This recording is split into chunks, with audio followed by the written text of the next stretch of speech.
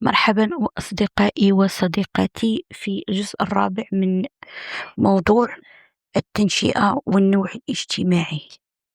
اليوم غادي نهضروا على مفهوم الجندر، غادي نشرحوا مفهوم الجندر وغنتكلموا على الحركات النسوية.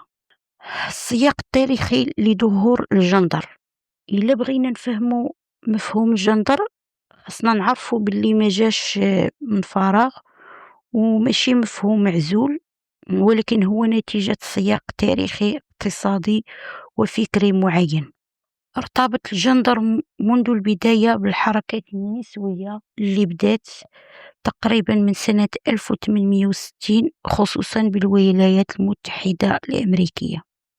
هذه المرحلة عرفت واحد التطور كبير في طريقة التفكير، حيث بدات المجتمعات الغربية كتخرج من التفكير الديني المغلق وكتدخل في التفكير العقلاني، وظهرت التيارات الاشتراكية اللي بدات كطرح سؤال العدالة الاجتماعية وتوزيع الثروة والعلاقات داخل الأسرة والمجتمع. وفي هذا السياق خرج واحد الكتاب مهم بزاف ديال فريدريك إنجلز، أصل العائلة والملكية الخاصة والدولة. هذا الكتاب لعب دور محوري في بناء الأساس النظري للجندر. إنجلز بين أن الملكية الخاصة كانت ديما مرتبطة بالرجل، وهذا الشيء خلق ما يسمى بالمجتمع الأبوي، المجتمع الذكوري والمجتمع البطريركي. يعني مجتمع في القرار بيد الرجل والسلطة بيد الرجل والملكية بيد الرجل. والأسرة كتدار بنفس المنطق، الأب هو السيد والمرأة والأبناء تابعين ليه.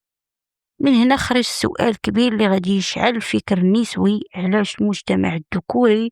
واش هاد الشيء طبيعي ولا مصنوع تاريخيا؟ الثورة الصناعية وخروج المرأة للعمل. المنعطف الكبير في حياة المرأة كان مع الثورة الصناعية. قبلها كانت المرأة محصورة تقريبا داخل المجال العائلي في الدار في الأسرة تحت سلطة الأب أو الزوج، ولكن مع الثورة الصناعية المصانع تزادت، الحاجة ليد العاملة كبرات والمرأة خرجت للعمل. هذا الخروج ما كانش غير اقتصادي ولكن كان زلزال اجتماعي. العلاقة بين المرأة والرجل تبدلات، ما بقاش غير زوجة ولا بنت، ولات عاملة، ولات كتحتك بالرجال غرباء في الشارع وفي العمل.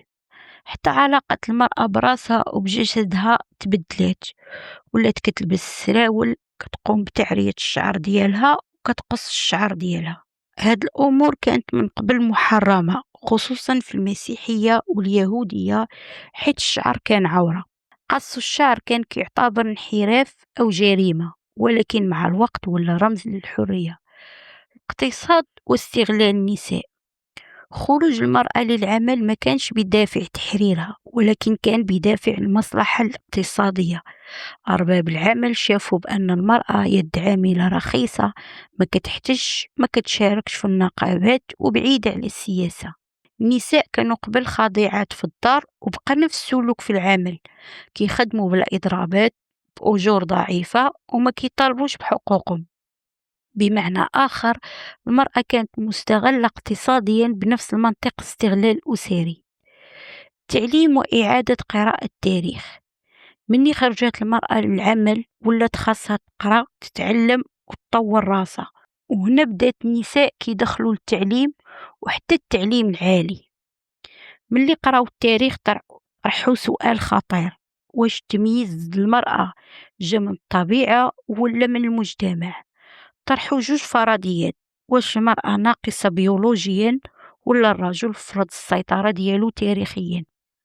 الجواب كان واضح: بيولوجيا ما عدا التدخل، ولكن المشكل في العادات التقاليد والدين المؤول ذكوريا. الدين والأمثال والعنف الرمزي. الواقع اللي كنعيشوه اليوم هو نتيجة تاريخ طويل مدعوم بالدين ومقدس اجتماعيا. الأمثلة الشعبية، الحكم، التجارب، كلها إنتاج فكر ذكوري كيخدم مصالح الرجال.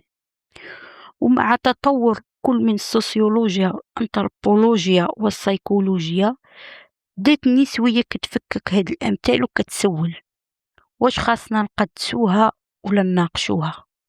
مثال بالنسبة للحجاب فراه كان موجود حتى في إسبانيا في ستينيات القرن الماضي، يعني ماشي حكر على الإسلام. النسوية الأولى والتطرف. الحركات النسوية الأولى طالبت بالمساواة الاقتصادية والاجتماعية والسياسية، ولكن التفكير ديالها كان متطرف، من الحجاب للسروال، من الشعر الطويل للقصير، من الخضوع للعداء. ظهر مفهوم لا غارسون، المرأة اللي ولات كتقلد الرجل في كل شيء. هاد التطرف مفهوم نفسي، حيت جا بعد تاريخ طويل من الظلم، حرمان من التعليم والتهميش، ومن هنا جات 8 مارس اللي ولا رمز درامي لهذا النضال. نقد الفكر الذكوري.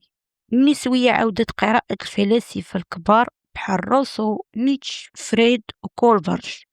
فريد قال بأن المرأة أقل أخلاقا، كتكره الحضارة، كتعرقل الرجل وعقلها متمركز حول ذاتها. هاد الأفكار كانت خطيرة حيت قال مفكرين وولات معتقدات اجتماعية. النسوية عرت هاد الصورة وتبين أن المشكل ماشي في المرأة ولكن في الفكر اللي كيبينها. جسد الأنوثة والمساواة العقلانية.